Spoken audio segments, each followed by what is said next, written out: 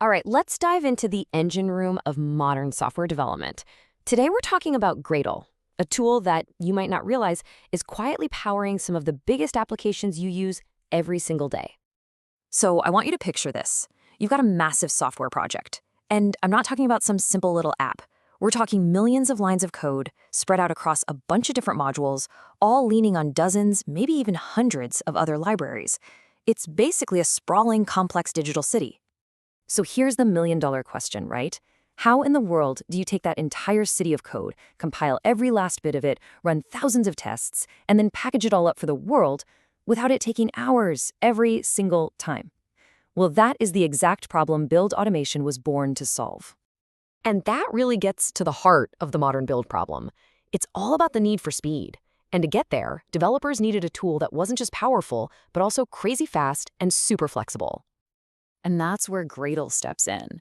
At its core, Gradle is an open-source build automation tool. Its entire job, its whole reason for existing, is to take all that messy complexity we just talked about and just automate it. It compiles, it tests, and it ships your software way faster and a whole lot smarter. To really get Gradle, it helps to see where it came from. So way back, we had Ant. Think of Ant as a super flexible toolbox. You could build anything with it, but man, you had to write out every single step. Then Maven came along, which was more like a factory assembly line. It had a standard structure, which was awesome for consistency, but it could feel really rigid. Then, in 2007, Gradle shows up and basically took the best of both, the raw power of Ant, the smart conventions of Maven, and then poured rocket fuel on it with a huge focus on performance. So how does it actually pull off all that speed and flexibility? Well, to really understand that, we gotta pop the hood and take a look at the Gradle engine itself. So every single Gradle build really boils down to three core pieces. First, you've got projects. These are just the different parts of your app. The user interface, the backend API, a shared library, whatever. Then you have tasks. These are the actual jobs, the little verbs like compile Java, run tests, or build. And finally, you have the build scripts, which are basically the instruction manuals, the build.gradle files that tell Gradle how to run the whole show. And this is where things get really clever. See, Gradle doesn't just run commands blindly. It has this three-phase lifecycle. First, in initialization, it just figures out what projects it even needs to build. Then comes configuration, where it reads your scripts and builds this super smart map, a graph of all the tasks and how they all depend on each other. And only then, in the final execution phase, does it actually run the tasks. And here's the key. It only runs the tasks that absolutely need to be run.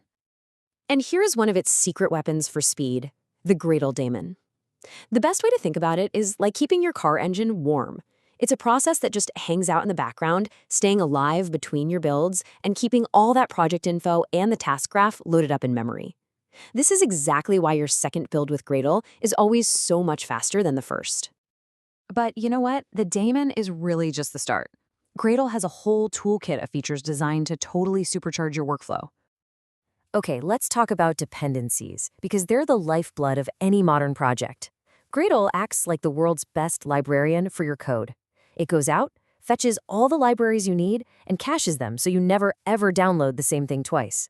And it's smart enough to handle transitive dependencies, the libraries that your libraries need to work. It just grabs them automatically. It's a huge headache solver. Now, you might be wondering, how does Gradle know how to build an Android app versus, say, a Spring Boot service? The answer is plugins. Plugins are like pre-packaged bundles of know-how. You add the Java plugin, and bam, Gradle instantly knows how to compile and test Java. Add the Spring Boot plugin, and it knows exactly how to package up a runnable app. It makes Gradle pretty much endlessly customizable. Oh, and here's a feature that every single development team on the planet absolutely loves, the Gradle wrapper. It's this tiny little script you check into your project, and it guarantees that everyone, every developer, every single build server in your pipeline is using the exact same version of Gradle. This thing single-handedly kills those, well, it works on my machine arguments. It's fantastic. So, let's talk about how you actually write these build scripts. Originally, Gradle used Groovy, which is a really dynamic and flexible language. But the future, and really where everything is heading, is the Kotlin DSL. Because Kotlin is statically typed, your code editor can give you amazing autocomplete and catch your mistakes before you even try to run the build. It's a massive leap forward for just making your life as a developer easier. So, we've gone through all the technical features. But how does this all really come together? How does it power these massive, real-world applications? Okay, if the daemon was a secret weapon, then the build cache is the super weapon. This is next-level stuff. If a module's code hasn't changed, Gradle doesn't just skip the task. It actually fetches the precompiled output from a shared cache, a cache that might have been created by your teammate or your build server. This can save an unbelievable amount of time on big projects. It's a total game changer. And hey, don't just take my word for it. This isn't just theory. This is literally how Gradle handles the massive scale of builds at companies like Google for every single Android app and at Netflix for their backend services. It's even the build tool behind the entire Spring framework. It's been battle-tested at the absolute highest level. And beyond just building your code, Gradle is a key player in the whole DevOps world. It plugs perfectly into any CI/CD pipeline, that whole automated process that takes code from your keyboard to production. It can run all your quality checks and then automate deploying your app pretty much anywhere you want it to go. It really handles the entire journey. So when you put it all together, it becomes crystal clear why Gradle has really become the go-to tool for so many developers and huge organizations. I mean, this table pretty much says it all, right? When you compare it to the old guard, Gradle gives you a modern scripting language. It's just way, way faster, thanks to things like the cache. And it hits that perfect sweet spot between powerful scripting and structured builds. In the areas that matter most today, it's really no contest.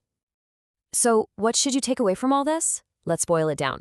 First, always use the wrapper. It'll save you so many headaches.